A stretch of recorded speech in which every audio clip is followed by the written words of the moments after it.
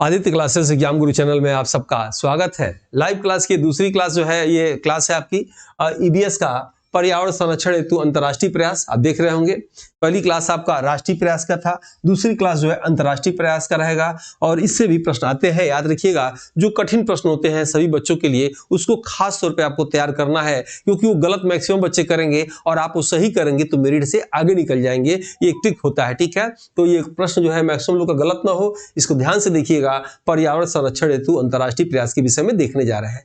सबसे पहले हम लोग स्टॉकहोम सम्मेलन के विषय में जानेंगे। पहला सम्मेलन हुआ था, याद रखिएगा, यह सम्मेलन स्वीडन की राजधानी स्टॉकहोम में 5 जून 1972 को पर्यावरण से संबंधित प्रथम सम्मेलन था। इस कारण प्रत्येक वर्ष 5 जून को पर्यावरण दिवस मनाया जाता है। इस सम्मेलन का उद्देश्य सभी के लिए एक ही पृथ्वी सिद्धांत का प्रतिपादन किया गया था। सभी के लिए एक पृथ्वी सिद्धांत का प्रतिपादन किया गया था। प्रथम पर्यावरण दिवस औपचारिक रूप से 1974 से मनाया जाना शुरू हुआ था। प्रश्न आपके एग्जाम में आया कि सबसे पहले जो है पर्यावरण दिवस किस देश ने मनाया? अमेरिका ने मनाया था। किस वर्ष मनाया था? 1974 में मनाया था, ठीक है। बाकी करंट से रिलेटेड आपको क्लास में दे दिया गया है। स्टॉकहोम सम्मेलन के विषय में ध्यान से देखेंगे। 5 जून 1972 को स्वीडन की राजधानी स्टॉकहोम में पर्यावरण से संबंधित प्रथम सम्मेलन हुआ था। क्या उद्देश्य था? सभी के लिए एक ही पृथ्वी पर जो है सिद्धांत का प्रतिपादन करना और प्रत्येक वर्ष 5 जून को पर्यावरण दिवस मनाया जाता है। सबसे पहले 1974 में अमेरिका के द्वारा अमेरिका में ने मेजबानी किया था पर्यावरण दिवस का। प्रथम अंतर्राष्ट्रीय पृथ्वी शिखर सम्मेलन हुआ था। उसके बाद स्टॉकहोम सम्मेलन 1972 की 20वीं वर्षगांठ के तौर पर यह आयोजित हुआ था। इस सम्मेलन को 1992 ईस्वी के ब्राजील के रियो डी जेनेरियो में आयोजित किया गया, इसलिए इसे रियो सम्मेलन के नाम से भी जाना जाता है। इस सम्मेलन में 21वीं सदी के लिए 21 नियमों का महत्वपूर्ण दस्तावेज तैयार किया गया, जिसे एजेंडा 21 के नाम से भी जाना जाता है, ठीक है। प्रथम अंतर्राष्ट्रीय पृथ्वी शिखर सम्मेलन 20वीं वर्षगांठ पे कब हुआ था? ये याद रखिएगा, ये जो रियो डी जेनेरियो में 1992 में हुआ था। जो प्रथम जो हुआ था 1972 में, उसकी 20वीं वर्षगांठ पे जो है रियो डी जेनेरियो कहाँ है? ब्राजील में है। ब्राजील की फैशन नगरी के नाम से जाना जाता है। एजेंडा 21वीं सदी के 21 नियमों का महत्वपूर्ण दस्तावेज जो है एजेंडा 21 में है। आइए यहाँ पे देखते हैं इंपॉर्टेंट जो आपके एग्जाम में पूछा जाता है। अब इसे पृथ्वी +2 सम्मेलन के नाम से जाना जाता है। एजेंडा 21 के घोषणा पत्र में 21 प्रस्ताव का प्रस्ताव है। कुछ महत्वपूर्ण नियम इसमें निम्नलिखित है। एजेंडा 21 में 21 प्रस्ताव है, लेकिन जो महत्वपूर्ण है वो मैं यहाँ लिख दिया हूँ। विकसित देशों के द्वारा पर्यावरण को विकास का मुद्दा बनाया जाए। दूसरा पॉइंट है विश्व में सभी देशों द्वारा कार्बन डाइऑक्साइड के उत्सर्जन में कटौती की जाए, क्योंकि कार्बन डाइऑक्साइड क्या करता है? पृथ्वी को गर्म करता है। गर्म करने से क्या होता है? ग्लेशियर पिघलता है। ग्लेशियर पिघलने से क्या होता है? समुद्र का बर्फ जो है पानी बन के समुद्र में जाता है और समुद्र की सतह ऊंचा उठता है। ऊंचा उठने से क्या होता है? जो स्थल है वो समुद्र में डूब रहे हैं। इसीलिए नई रिपोर्ट जो आई है एनसीईआरटी के अनुसार पूरे पृथ्वी पर जो है 70% जल था, अब जो है 71% जो है वाटर हो गया है, और 30% स्थल था, अब जो है 29% क्या हो गया है? स्थल हो गया है। कारण क्या है? ग्लोबल वार्मिंग, वैश्विक तापन किस कारण से? कार्बन डाइऑक्साइड के कारण से। इसलिए यहां बताया गया है कि कार्बन डाइऑक्साइड के उत्सर्जन में कटौती की जाए। पर्यावरण में प्रदूषण फैलाने वाले क्षेत्रों को रोक लगाई जाए। प्लास्टिक एवं पॉलीथीन को 21वीं शताब्दी के अंत तक जो है पूर्ण रूप से रोक लगा दी जाए। पर्यावरण के प्रतिकूल तत्वों पर जो है नियम व आर्थिक दंड लगाने का प्रावधान हो। इस तरह के 21 नियम थे, ठीक है। जैव विविधता सम्मेलन या CBD अंतर्राष्ट्रीय संधि थी, और जो है ये जो है अंतर्राष्ट्रीय संधि थी। ये पहले इसको पहले देख लिया जाए। और ये बैच आपको लेना चाहिए असिस्टेंट प्रोफेसर GS पेपर के लिए, असिस्टेंट प्रोफेसर GS 2026 के लिए, UPHSC 51, GDC GIC के लिए। GS में अब कम नंबर नहीं होंगे। 1 साल वैलिडिटी के साथ ये बैच है। और ये पिछला रिकॉर्ड आपको बताया गया था कि हमारे एग्जाम से जो है इस क्लास से इतने क्वेश्चन आप देख रहे होंगे, ये सब लिखा हुआ है। कितने क्वेश्चन, सभी क्वेश्चन को हमने इस जगह रिमार्क कर दिया है, देख सकते हैं। ये सभी प्रश्न जो है ये जो आप देख रहे हैं आए थे लगभग। इसमें करंट अफेयर के क्वेश्चन अभी हमने नहीं लिखे हैं, क्योंकि जो है करंट अफेयर जो है इस वाले बुक में नहीं थे। आपको बुक लेके कम से कम इसको 2 से 3 बार पढ़ जाना चाहिए। कंप्लीट आप देख लीजिएगा, PDF टेलीग्राम ग्रुप में दे दिया गया है, ठीक है। और ये बच्चे उन लोग का जिनका मैसेज आया था, आप देख सकते हैं। ये बच्चे जो इंटरव्यू क्वालिफाई किए थे हमारी क्लास से, जो है जीएस की वजह से उनका रुक जा रहा था, सब्जेक्ट अच्छा था, उन सब ने मैसेज भेजा था, और भी लोग थे जिनका नाम मैं नहीं नोट पाया। ये टक्कर बैच को आपको लेना चाहिए 1000 में 1 साल की वैलिडिटी के साथ, जिससे आपका जो है कंप्लीट जीएस इसमें तैयार हो जाएगा। ठीक है, आइए इसको देखते हैं। नेक्स्ट जो है ये एक बुक है, कम से कम इस बुक को लेकर 2 से 3 बार पढ़ लीजिए, और ये सीमित स्टॉक तक है, जिनको चाहिए मंगा सकते हैं। इसके बाद स्टॉक समाप्त होने जा रहा है, और 3 से 4 बार इसको पढ़िए, तब जाके हमारी क्लास में थियरी वाले बैठिए, आप देखेंगे मैक्सिमम चीजें आपको याद भी हो जाएंगी। ठीक है, और बिखरे हुए चुनिंदा महत्वपूर्ण तथ्यों को संगठित किया गया इस पुस्तक में, और इसको मंगाने के लिए आप इस नंबर पे फॉर बुक लिखेंगे तो आपको उसकी लिंक सेंड कर दी जाएगी। examsiddhi.com हमारी पर्सनल ऑफिशियल वेबसाइट है, इससे आप इसको मंगा सकते हैं। जो लोग नए हैं व्हाट्सएप टेलीग्राम ग्रुप से जुड़ जाइए, सभी सूचनाएं और वीडियो की लिंक इस पे भेज दी जाती हैं। ठीक है, जैव विविधता सम्मेलन या सीबीडी के विषय में देखा जाए तब उस चित्र को देखा जाएगा। सीबीडी या जैव विविधता से संबंधित अंतर्राष्ट्रीय संधि है। वर्ष 1992 के रियो सम्मेलन में इस संधि पर विचार विमर्श किया गया, और 22 मई 1992 को केन्या की राजधानी नैरोबी में इस संधि पर हस्ताक्षर कर दिया गया। इसलिए प्रत्येक वर्ष 22 मई को अंतर्राष्ट्रीय जैव विविधता दिवस मनाया जाता है। सीबीडी या इस सम्मेलन के 3 प्रमुख उद्देश्य बनाए गए जो निम्नलिखित है। 3 उद्देश्य किसके थे? जैव विविधता सम्मेलन के 3 उद्देश्य कौन कौन थे? पहला, जैव विविधता के घटकों का सतत प्रोत्साहन देना। दूसरा, जैव विविधता का संरक्षण करना। तीसरा, आनुवंशिक संसाधनों से होने वाले लाभों का क्या करना? प्रोत्साहन देना। इस जैव विविधता सम्मेलन में क्या था कि इस संधि में अंतर्राष्ट्रीय स्तर पर जैव विविधता के संरक्षण पर सहमति बनी। भारत 2002 में सीबीडी का सदस्य बना था, और भारत सरकार ने के द्वारा जैव विविधता अधिनियम 2002 में पारित किया गया। वर्ष 2003 में राष्ट्रीय जैव विविधता प्राधिकरण की स्थापना चेन्नई में किया गया। बहुत ही इंपॉर्टेंट पॉइंट है, दोनों आपके एग्जाम में आ सकता है। यानी 2003 में राष्ट्रीय जैव विविधता प्राधिकरण की स्थापना चेन्नई में किया गया। 2002 में जो है भारत जो है इसका सदस्य बना। जैव विविधता प्राधिकरण 18 क्षेत्रीय कार्यालय भी राष्ट्रीय जैव विविधता प्राधिकरण के स्थापना के साथ खोले गए। ठीक है, इस चित्रों के माध्यम से इसको आप देख लीजिए। जैव विविधता सम्मेलन सीबीडी, ठीक है, और जो है 22 मई को मनाया जाता है। और 1992 के रियो सम्मेलन में विचार विमर्श 22 मई 1992 को नैरोबी में हस्ताक्षर किए गए। इसलिए प्रत्येक जो है वर्ष जो है 22 मई को अंतर्राष्ट्रीय जैव विविधता दिवस मनाया जाता है। जैव विविधता के घटकों का सतत प्रोत्साहन देना इसका पहला उद्देश्य था। दूसरा उद्देश्य था जैव विविधता का जो है संरक्षण करना। तीसरा उद्देश्य था आनुवंशिक संसाधनों से होने वाले लाभों का प्रोत्साहन करना। अंतर्राष्ट्रीय सहमति बनी, और इस संधि में अंतर्राष्ट्रीय स्तर पर जैव विविधता के संरक्षण पर सहमति बनी थी। भारत भागीदारी कब हुआ? 2002 में, और 2003 में जो है चेन्नई में इसने इसका क्या किया? मुख्यालय खोला। ठीक है, आइए आगे इसमें हम लोग देखते हैं। इसमें नेक्स्ट पॉइंट है संयुक्त राष्ट्र पर्यावरण कार्यक्रम। आपके एग्जाम में इससे प्रश्न आते हैं, नोट कर लीजिएगा। संयुक्त राष्ट्र पर्यावरण कार्यक्रम यूएनईपी के नाम से भी इसे जाना जाता है। ठीक है, स्थापना कब हुआ? जून 1972 में। मुख्यालय कहाँ है? नैरोबी केन्या देश में है, और केन्या कहाँ है? अफ्रीका महाद्वीप में। उद्देश्य क्या था? तो संयुक्त राष्ट्र पर्यावरण कार्यक्रम के द्वारा पर्यावरण के प्रति जागरूकता एवं पर्यावरण संरक्षण के लिए आपसी सहयोग विकसित करना इसका उद्देश्य था। पर्यावरण दिवस से संबंधित सभी दिशा निर्देश इस संस्था के द्वारा जारी किया जाता है। ठीक है, संयुक्त राष्ट्र पर्यावरण कार्यक्रम स्थापना जून 1972 में। मुख्यालय कहाँ है? नैरोबी केन्या देश में। उद्देश्य क्या है? पर्यावरण के प्रति जागरूकता एवं पर्यावरण संरक्षण के लिए आपसी सहयोग विकसित करना। पर्यावरण दिवस से संबंधित सभी दिशा निर्देश संस्था द्वारा, यानी इस संस्था द्वारा जो है जारी किया जाता है। संयुक्त राष्ट्र शैक्षिक, वैज्ञानिक और सांस्कृतिक संगठन या यूनेस्को, याद रखिएगा, इससे प्रश्न आते हैं। यूनेस्को ने अभी तक, आप कमेंट बॉक्स में बताइए, किसने जो है मूर्त स्थानों को विश्व धरोहर सूची में शामिल किया है? कमेंट बॉक्स में इस चीज को आप बताएंगे।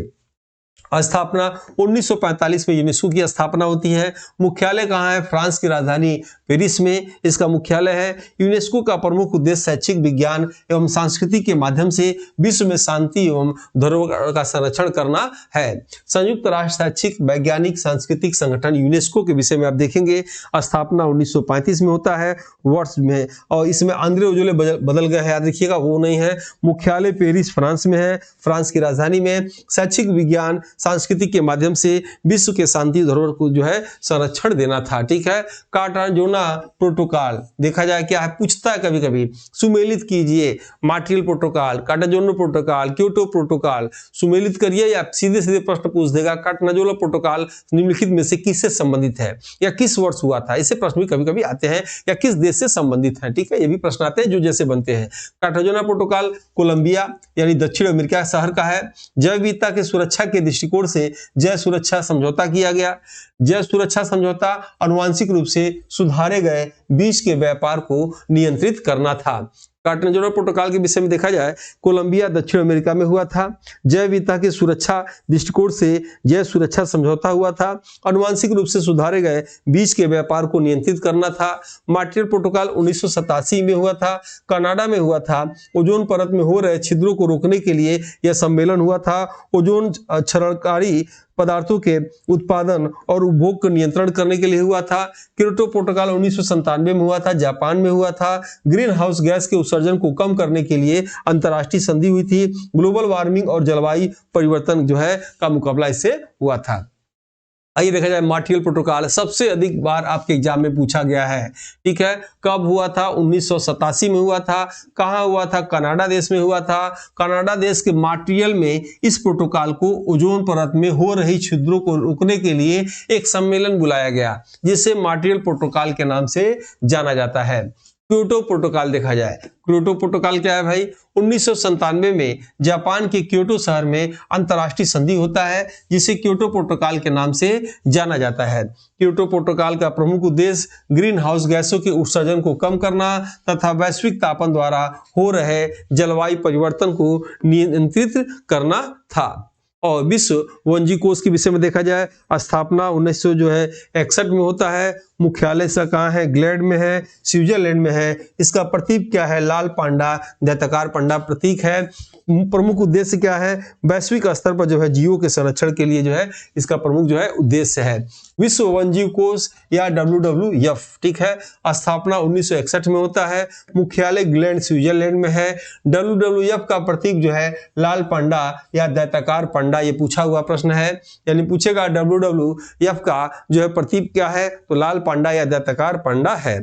ठीक है, WWF विश्व वन जीव कोष का प्रमुख उद्देश्य वैश्विक स्तर पर वन जीवों के संरक्षण के लिए कार्य करता है। ठीक है, अंतर्राष्ट्रीय प्रकृति संरक्षण संघ या IUCN, स्थापना 1948 में। मुख्यालय ग्लैड स्विट्जरलैंड में। IUCN द्वारा रेड डाटा बुक जारी किया जाता है। इस संघ द्वारा प्रकृति में संकटग्रस्त जीव जंतुओं को शामिल किया गया है। जो संकटग्रस्त जीव होते हैं उन्हें गुलाबी रंग के पेज में दिखाया जाता है। जो संकट मुक्त जीव होते हैं उन्हें हरे रंग के पेज में दिखाया जाता है।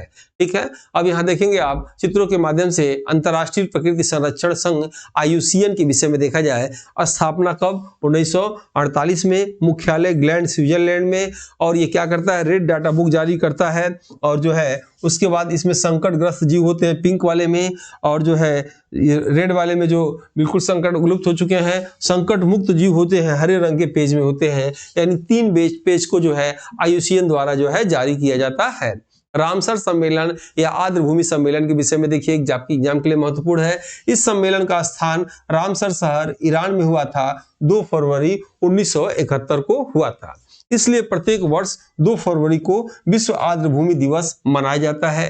रामसर सम्मेलन का उद्देश्य दलदली भूमि को संरक्षण देना है। भारत का सबसे बड़ा आर्द्रभूमि स्थल सुंदरवन पश्चिम बंगाल और सबसे छोटा आर्द्रभूमि स्थल रेणुका हिमाचल प्रदेश में है। भारत का प्रथम कृत्रिम आर्द्रभूमि स्थल हरिकेश बैराज है। ठीक है, भारत का प्रथम कृत्रिम आर्द्रभूमि स्थल कौन सा है? हरिकेश बैराज। सबसे बड़ा पूछेगा तो सुंदरवन पश्चिम बंगाल में। सबसे छोटा पूछेगा तो रेणुका हिमाचल प्रदेश में है। ये तीनों चीज जो है आपके एग्जाम में पूछा जाता है। ठीक है, इसका उद्देश्य क्या था सम्मेलन का? तो दलदली भूमि को संरक्षण देना इसका उद्देश्य था। ठीक है, रामसर चित्रों के माध्यम से देखिए, रामसर सम्मेलन आर्द्रभूमि सम्मेलन जो है कहाँ? रामसर स्थल ईरान में।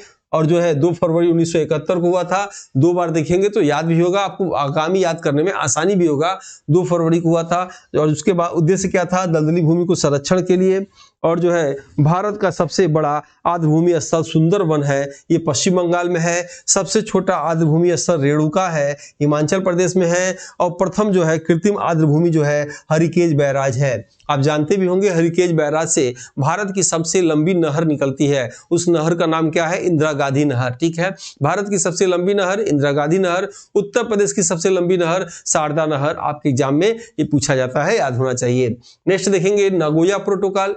नागोया प्रोटोकॉल जापान के नागोया शहर में 2010 में हुआ था, परंतु नागोया प्रोटोकॉल को 2014 में लागू किया गया।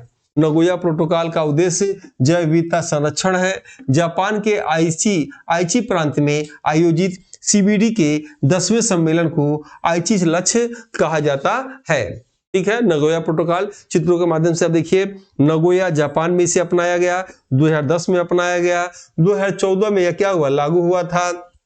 इसका उद्देश्य क्या था? तो जैव विविधता संरक्षण इसका उद्देश्य था। लाभों और निष्पक्ष को जो है न्याय संगत समझना। और जो है आइची लक्ष्य क्या रखा गया था? जापान के आइची प्रांत में जो आयोजित सीबीडी का जो है 10वां सम्मेलन, इसे आइची लक्ष्य के नाम से भी जाना जाता है। पेरिस जलवायु समझौता आगे है। पेरिस जलवायु समझौता, इसके विषय में देखा जाए, यह जलवायु परिवर्तन पर बना एक अंतर्राष्ट्रीय समझौता है। इसे 2015 में तैयार किया गया था। इसका मुख्य उद्देश्य ग्रीन हाउस गैस उत्सर्जन को कम करना तथा 2030 तक जो है उत्सर्जन में लगभग 50% जो है की कटौती करना है। पेरिस जलवायु समझौता या कोप 21 को 2015 में तैयार किया गया तथा इसे 2016 में जो है लागू किया गया। आप देख सकते हैं पेरिस जलवायु समझौता कोप 21 यानी जलवायु परिवर्तन पर अंतर्राष्ट्रीय समझौता होता है। कब होता है? 2015 में होता है, तैयार किया गया। कोप 21 में तैयार किया गया, 2016 में क्या होता है? लागू किया गया। और इसका मुख्य उद्देश्य क्या, लक्ष्य क्या था? ग्रीन हाउस गैस के उत्सर्जन को कम करना, यानी 2030 तक उत्सर्जन में लगभग 50% की कटौती जो है इसका उद्देश्य है, पेरिस जलवायु समझौते का उद्देश्य है। ठीक है, अब पर्यावरण संबंधित जो है परीक्षा उपयोगी अन्य महत्वपूर्ण तथ्य वन लाइन में आपको बता रहे हैं। यानी इसके पहले की जो क्लास 1 लिए थे कि राष्ट्रीय प्रयास पर्यावरण संरक्षण हेतु राष्ट्रीय प्रयास, और दूसरी क्लास जो ये चल रही है कि पर्यावरण संरक्षण हेतु अंतर्राष्ट्रीय प्रयास, दोनों का जो महत्वपूर्ण तथ्य होता है हमने एक जगह वन लाइन में कर दिया है। ध्यान से सुनिएगा आप और इसको देखेंगे, याद करेंगे। ठीक है, विश्व का प्रथम कार्बन उत्सर्जक देश पूछेगा तो प्रथम जो है भूटान है। कहा जाता है भूटान देश में 100% अगर जमीन है तो 100% जमीन में जो पहाड़ी क्षेत्र लेकर सभी क्षेत्रों में 70% वन है, याद रखिएगा। सबसे अधिक वन कहाँ? भूटान में। विश्व का सबसे कम कार्बन उत्सर्जन देश कौन सा है? भूटान है। ओजोन संरक्षण के लिए सम्मेलनों में वियना, मॉन्ट्रियल, हेल्सिंकी व लंदन सम्मेलन, तीनों का ऐसे एक जगह हमने चारों को हमने लिख दिया है, आपको याद होने में आसानी होगा।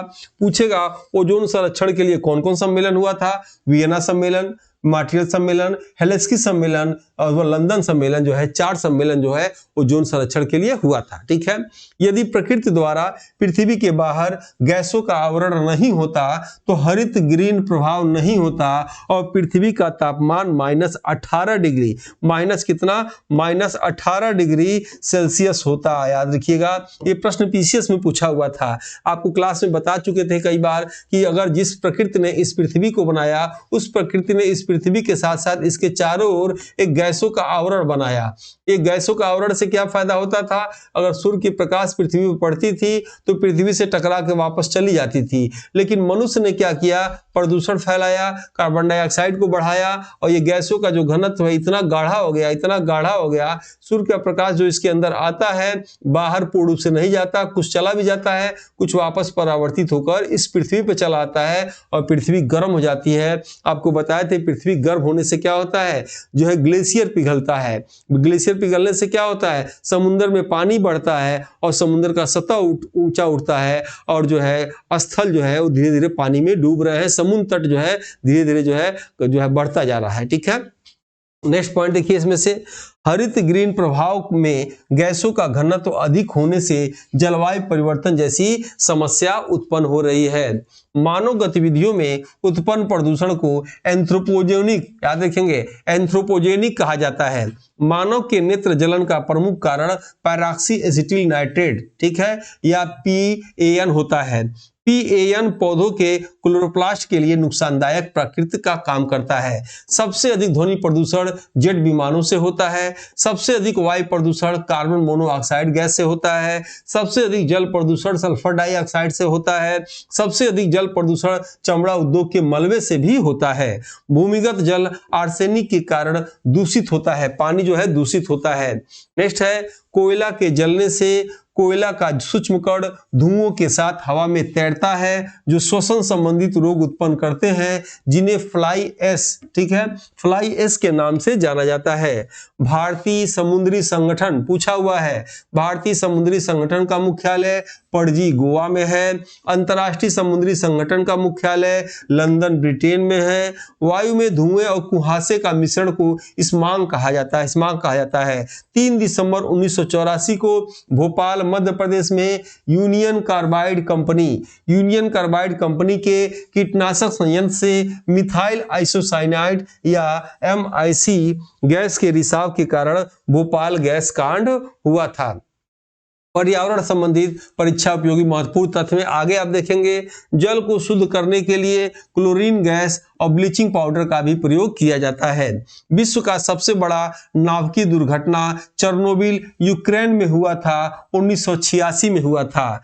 GD अग्रवाल का नाम सुने होंगे। GD अग्रवाल को पर्यावरण इंजीनियर के नाम से भी जाना जाता है। माइक पांडे का नाम सुने होंगे। माइक पांडे को हीरो ऑफ एनवायरनमेंट के नाम से भी जाना जाता है।